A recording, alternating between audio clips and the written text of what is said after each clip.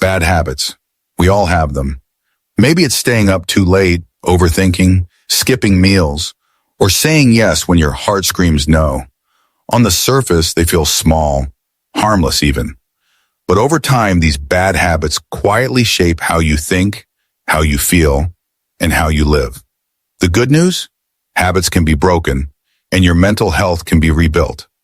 Today, let's talk about how to break bad habits, step by step, so you can create a life of clarity, balance, and peace. Step 1. Awareness. You cannot change what you cannot see. Think about it. How many times have you promised yourself you'd quit staying up late, stop scrolling endlessly, or cut down on junk food, only to find yourself doing it again without even realizing? That's because habits live in the shadows. They thrive when they go unnoticed. The first step to breaking any bad habit is not force, not guilt, but awareness. Imagine shining a flashlight into a dark room. Suddenly you see the patterns you've been stumbling over for years. Maybe you notice you always grab your phone the moment you feel stressed.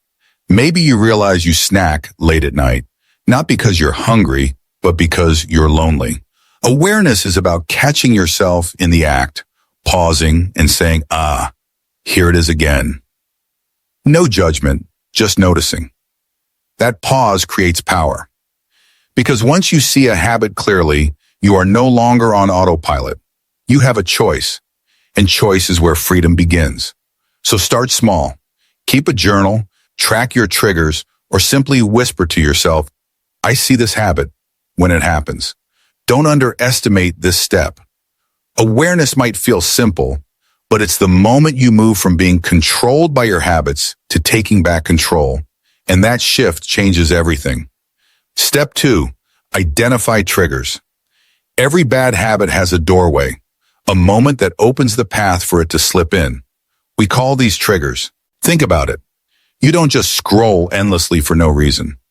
Maybe you felt stressed after a long day. Maybe you were bored, or maybe you were lonely. The trigger is the spark, and the habit is the fire. If you want to change the fire, you need to understand what lights the match.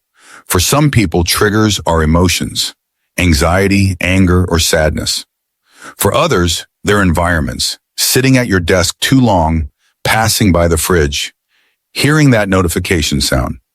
The truth is, your habits aren't random. They're responses to something deeper. Once you identify your triggers, you can plan differently. If stress makes you reach for junk food, maybe you try a quick walk or a glass of water instead. If boredom leads you to endless scrolling, maybe you keep a book nearby. The power lies not in eliminating every trigger, because life will always bring stress and boredom, but in recognizing them before they control you. Triggers lose their power the moment you see them clearly. And when you can say, I'm not actually hungry, I'm just anxious, or I'm not tired, I'm avoiding this task, you reclaim the steering wheel of your life. Awareness showed you the habit. Identifying triggers shows you why it lives there. And once you know why, you can begin to choose differently. Step 3, replace, don't just remove. Here's the truth about bad habits. You can't just snap your fingers and make them disappear. Willpower alone isn't enough. Why? Because every habit, even the harmful ones, serves a purpose. It gives you comfort, distraction, or a quick escape. If you rip it away without replacing it, your brain will search for another shortcut. And often you end up falling back into the same pattern. That's why the real secret isn't removing a habit, it's replacing it. Think of it like pulling weeds from a garden. If you don't plant something new in that space, weeds will just grow back. So if you're trying to stop late night scrolling, replace it with a calming routine. Maybe reading, journaling, or stretching.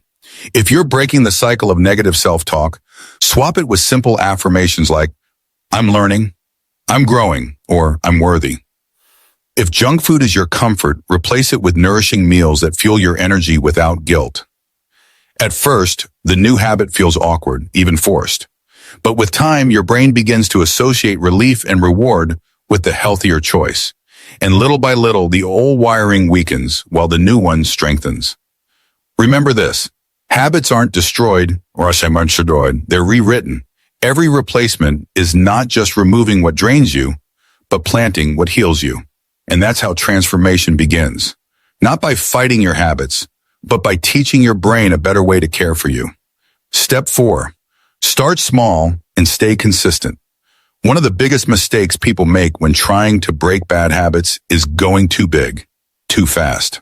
You decide to cut sugar completely, sleep early every night, exercise an hour a day, and within a week, you're exhausted and frustrated. The truth is, lasting change doesn't come from giant leaps. It comes from small, consistent steps. Think of it like building a wall. You don't stack it all at once. You lay one brick, then another, day after day. Habits work the same way. Instead of cutting out all junk food, start with one soda less each week. Instead of trying to sleep 2 hours earlier, aim for 10 minutes earlier. Instead of committing to an hour of journaling, start with 5 minutes. These small wins don't feel dramatic, but they are powerful because they build momentum. Each time you keep a promise to yourself, no matter how small, you train your brain to trust you. And consistency beats intensity every single time. A little progress every day compounds into massive transformation. So don't be discouraged if your steps feel tiny. They are the steps that last. Remember, it's not about perfection. It's about direction. And when you show up consistently, even in small ways, you prove to yourself that change is not just possible. It's inevitable. Step 5, practice self-compassion. Here's something most people forget. Breaking bad habits isn't a straight line.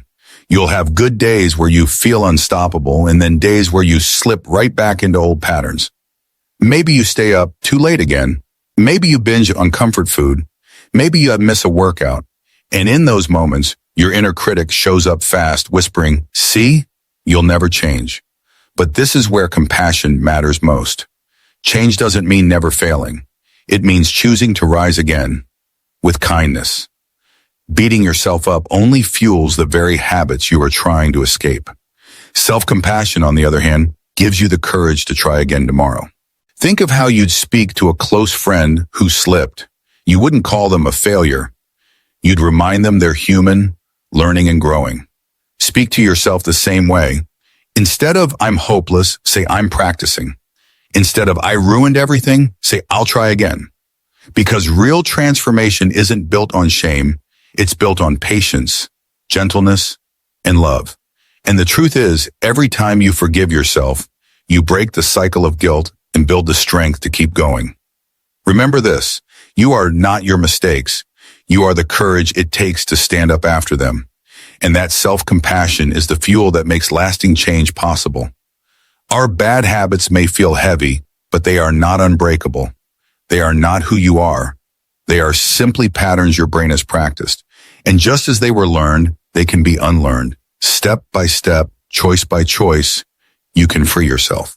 Start with awareness, identify your triggers, replace what drains you with what heals you, stay consistent, and above all, show yourself compassion along the way. Because mental health isn't built in a single day. It's built in the everyday choices you make. Small wins, tiny shifts, repeated over time, shape a stronger, calmer, and more resilient you. So let me ask you, which bad habit will you choose to break today? If this video gave you hope, don't forget to like, share, and subscribe, not just for this channel, but as a promise to yourself that your mind deserves care, love, and protection. Remember this, you are not your bad habits. You are stronger than your struggles, wiser than your past, and worthy of peace. And your mind deserves to be free.